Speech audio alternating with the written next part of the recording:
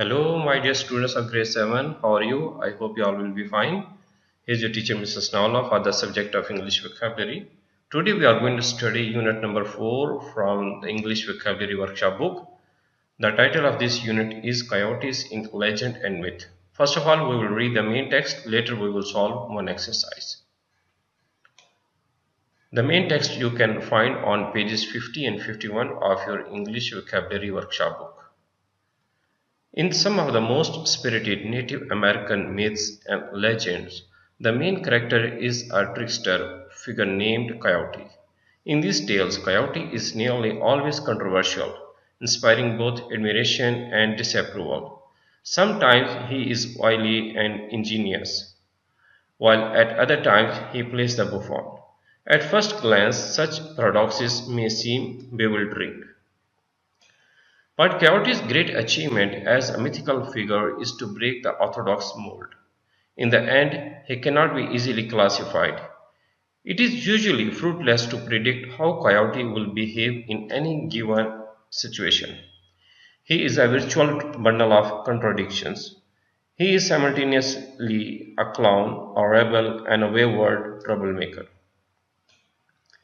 In myths and legend, the character Coyote displays some clear resemblances to the behavior of the animal known as Canis lanternus.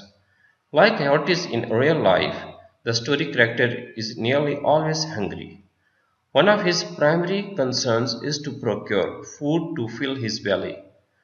To this end, he scurries around, often in disguise and more than willing to cheat others. One amusing tale about Coyote and cheating involves the challenge of a trader. This man dares Coyote to beat him in a deal. Far from being disheartened, Coyote accepts the challenge.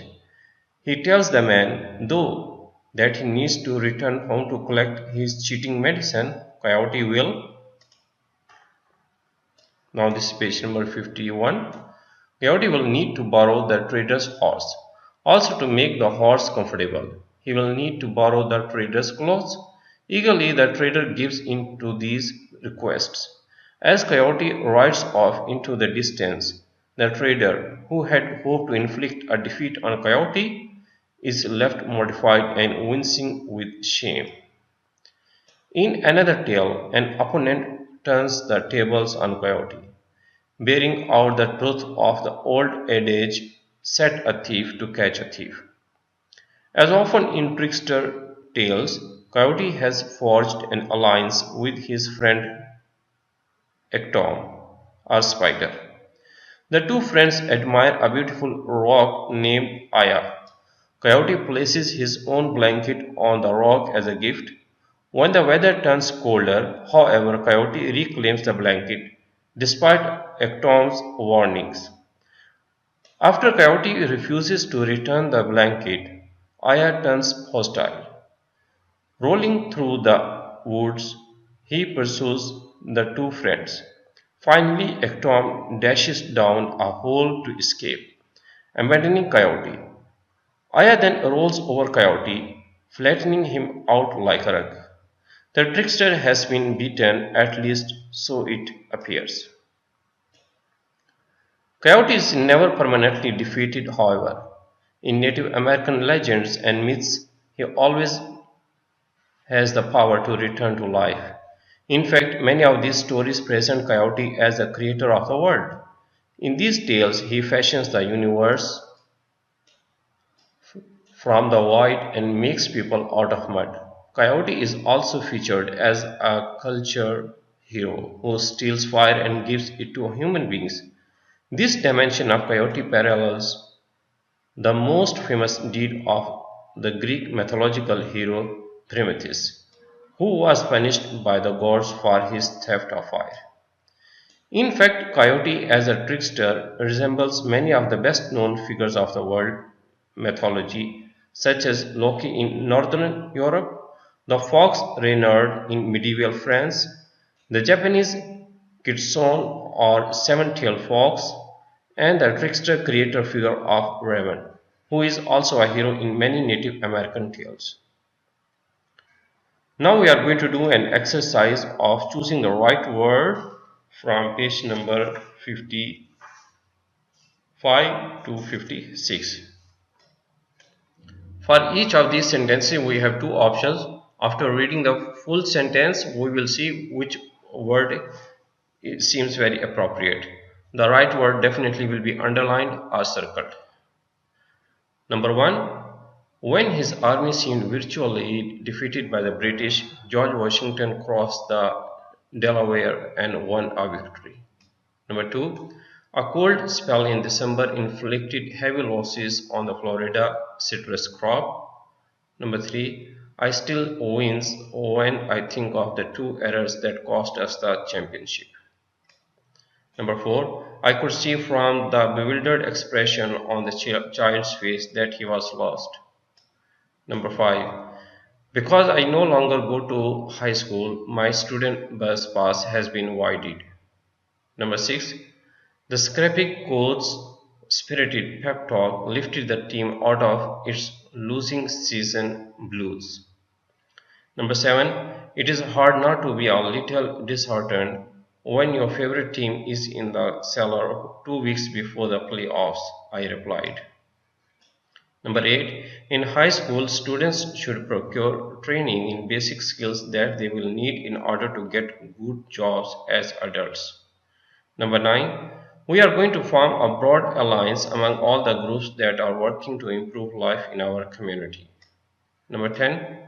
Controversial political figures are likely to have as many outspoken critics as enthusiastic supporters. Number 11. Being scolded for my shortcomings in front of the entire basketball squad was a mortifying experience for me. Number 12.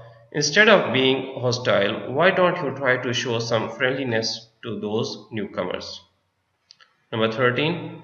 All our efforts to control pollution will be fruitless unless we work out a careful, detailed plan in advance. Number 14. On the hottest night of the summer, the sheets on my bed became so sodden with perspiration that I had to change them. Number 15.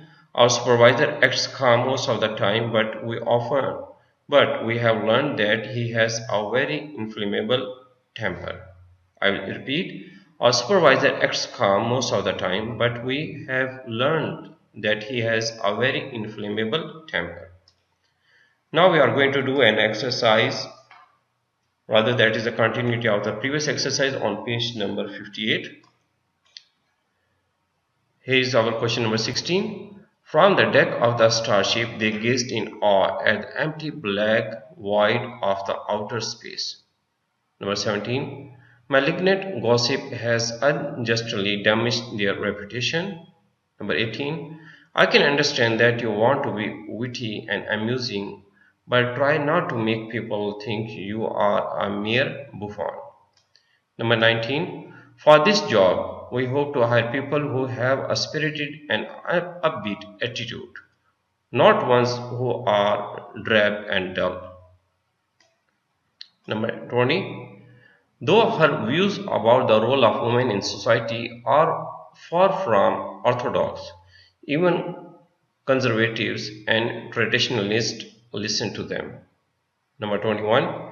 He plays computer games so much that he almost seems to live in a virtual world instead of in reality with the rest of us. Number 22. Malignant growth needs to be removed as soon as possible by an experienced surgeon. Number 23. Walking through the meadow at night, we could hear mice and other small animals screaming in the grass. 24. Whenever you find wayward children, the speaker said, you also find ineffective parents. And the last one, that joke was so unfunny, even the comedian herself gave a buffoon. My dear students, so far, not only we completed the reading of the main text from Unit 4, also we have finished our exercise whose title is Choosing the Right Word. I hope you will have written the correct answers. See you next time with a new lesson. Till then, bye bye. Stay home, stay safe.